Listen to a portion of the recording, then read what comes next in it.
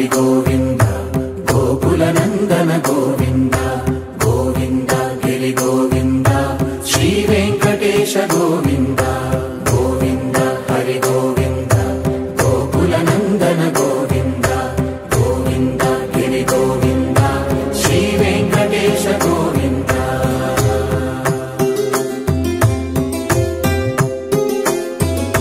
भृगुमुनि पूजित गोविन्द ராதே கிருஷ்ணா. திருமல திருப்பதியில எம்பெருமானுக்கு பிரம்மோற்சவ ஆரம்பம் பிரம்மாண்டமாக.